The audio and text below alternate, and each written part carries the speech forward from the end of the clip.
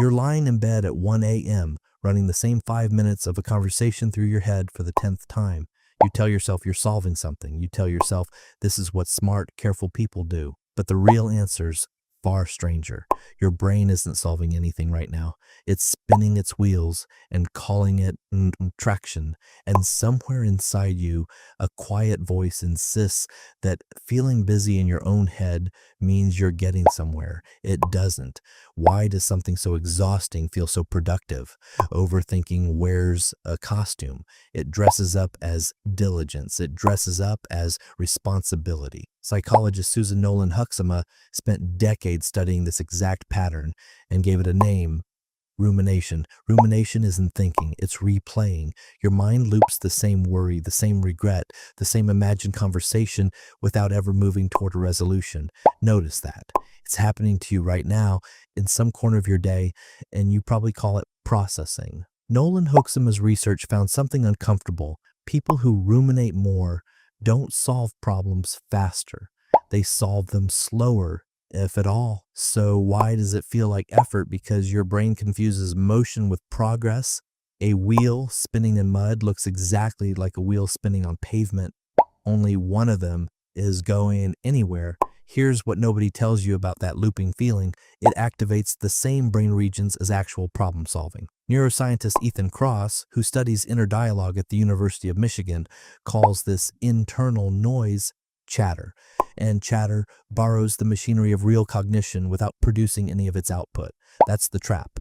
Your prefrontal cortex lights up. Your heart rate climbs. It genuinely feels like work. But work has an exit. Rumination doesn't. Ask yourself honestly, after your last 3-hour overthinking spiral, did you walk away with an answer or just a headache and the same open question? Most people, if they're honest, land on the headache. But that's not even the strangest part. Around the time your thoughts feel most urgent, most like they need one more pass, is exactly when they've stopped being useful. Psychologist Ed Watkins, who researches the difference between helpful and harmful reflection, found a critical split. Concrete thinking, the kind that asks what specific step do I take next, moves you forward. Abstract thinking, the kind that asks why does this always happen to me, or what does this say about who I am, pulls you into a loop with no floor. Overthinking almost always drifts toward the abstract question because the abstract question feels bigger, more important, more worth agonizing over. Wait, that's backwards. The bigger the question feels, the less likely it is to have an answer waiting inside your own head at 1 a.m. So why does your brain keep choosing the loop over the exit? Because rumination gives you something progress can't: the illusion of control. Sitting with an unresolved problem feels unbearable.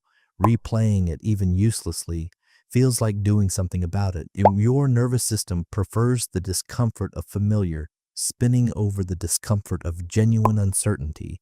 That trade feels safe. It isn't. It just delays the moment you'd have to sit with not knowing. And not knowing, it turns out, is where real answers eventually form. Think about the last time you actually solved something that had been bothering you for days. Chances are it didn't happen mid-spiral. It happened in the shower, on a walk, right before sleep, when your mind finally stopped gripping the problem so tightly. That's not a coincidence. That's your brain switching out of the loop and into the kind of loose associative thinking that actually produces insight. The loop feels like effort. The release is where the answer lives. So tonight, when you catch yourself replaying that conversation for the 11th time, ask yourself one simple question. Is this thought asking, what do I do next? Or is it just asking, why does this keep happening to me? One of those has an exit. The other is just a very convincing impression of one. You're not lying awake because you're careful. You're lying awake because your brain mistook the noise for the work. That mistake is easy to forgive. It feels responsible. It feels thorough.